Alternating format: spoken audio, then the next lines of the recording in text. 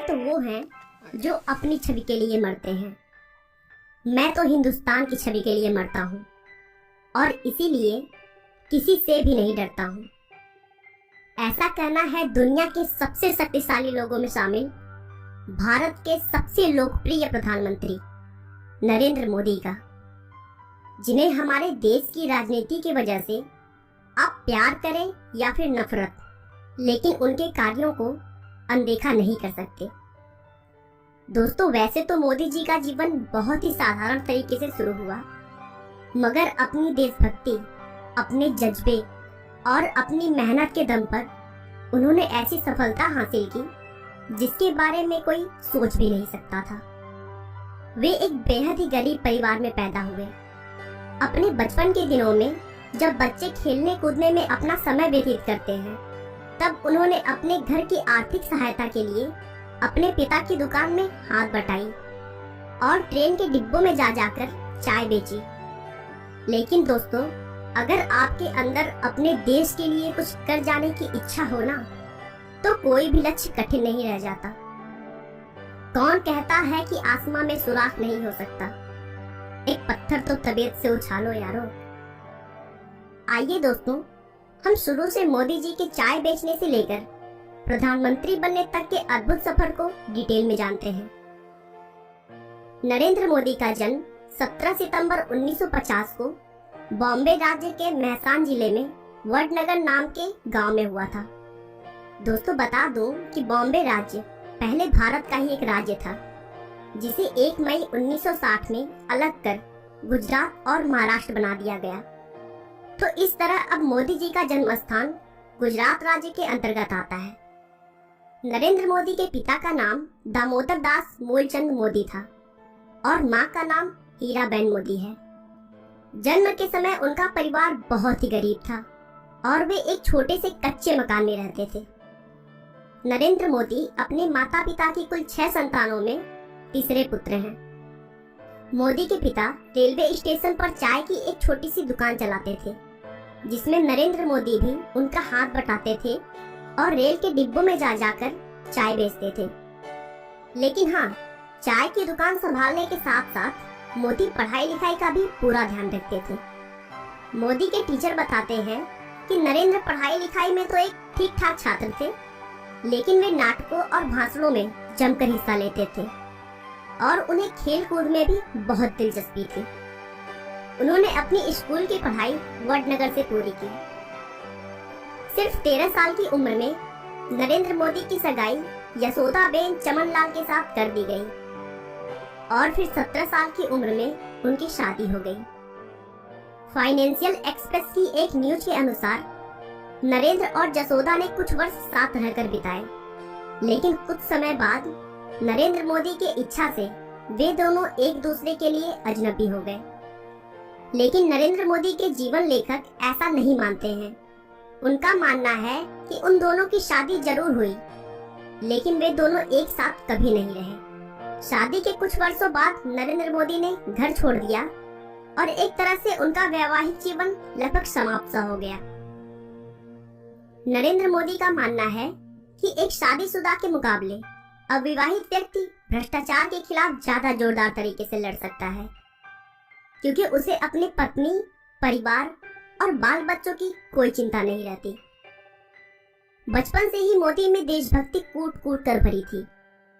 1962 में जब भारत चीन युद्ध हुआ था, उस समय मोदी रेलवे स्टेशन पर जवानों से भरी ट्रेनों में उनके लिए खाना और चाय लेकर जाते थे।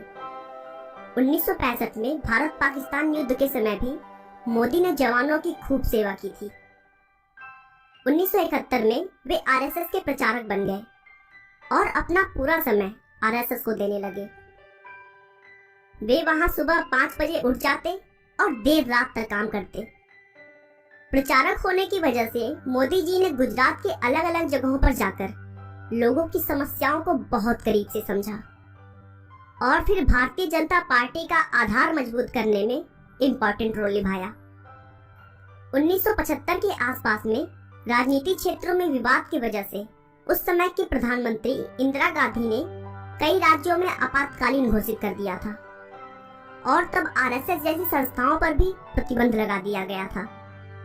फिर भी मोदी चोरी छिपे देश की सेवा करते रहे और सरकार की गलत नीतियों का जमकर विरोध किया। उसी समय मोदी जी ने एक किताब भी लिखी थी जिसका नाम संघर्ष मार्ग गुजरात था। इस किताब में उन्होंने गुजरात की राजनीति के बारे में चर्चा किया था। उन्होंने आरएसएस के प्रचारक रहते हुए 1980 में गुजरात विश्वविद्यालय से राजनीति विज्ञान में पीजी की डिग्री प्राप्त की। आरएसएस में बेहतरीन काम को देखते हुए उन्हें भाजपा में नियुक्त किया गया, जहां उन्होंने 1990 में आडवाणी की अयोध्या रथ यात्रा का भव्य आयोजन किया, जिससे भाजपा के सीनियर लीडर्स काफी प्रभावित हुए। आगे भी उनके अद्भुत कार्य की बदौलत भाजपा में उनका महत्व बढ़ता रहा। आखिरकार मोदी की मेहनत रंग लाई और उनकी पार्टी ने गुजरात में 1995 के विधानसभा चुनाव में बहुमत में अपनी सरकार बना ली। लेकिन मोदी से कहासुनी होने के बाद शंकर सिंह बघेला ने पार्टी से रिजाइन दे दिया। उसके बाद केशुभाई पटेल को गुजरात का मुख्यमंत्री बना दिया गया और नरेंद्र मोदी को दिल्ली बुलाकर भाजपा में संगठन के लिए केंद्रीय मंत्री का रिस्पॉन्सिबिलिटी दिया गया।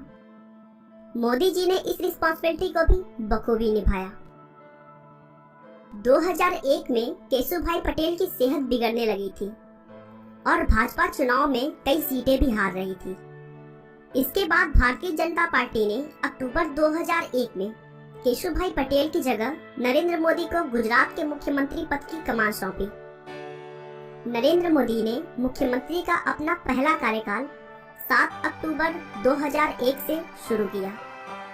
इसके बाद मोदी ने राजकोट विधानसभा चुनाव लड़ा, जिसमें उन्होंने कांग्रेस पार्टी के अश्विन मेहता को बड़े अंतर से मात दी।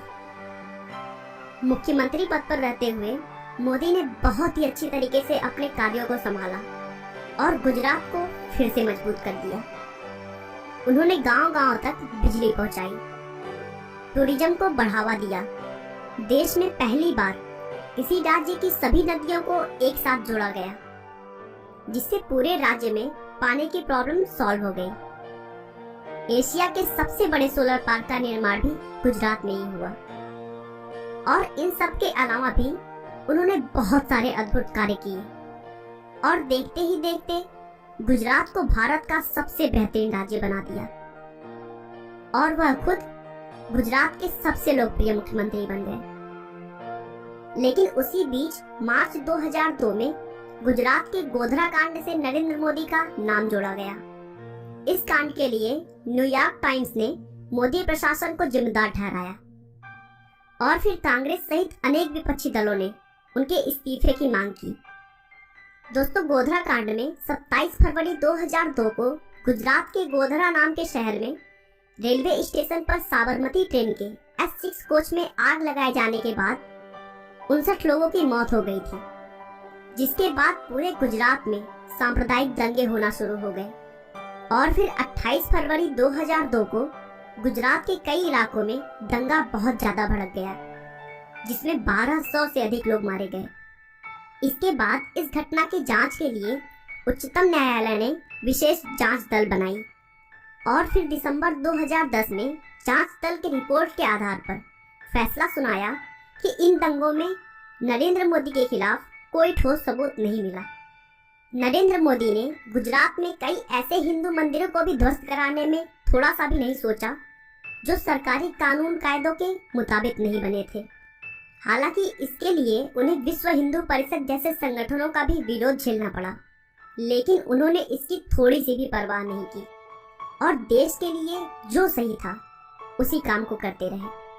उनके अच्छे डिसीजंस और कार्यों की वजह से गुजरात के लोगों ने मोदी को 4 बार लगातार अपना मुख्यमंत्री बनाया।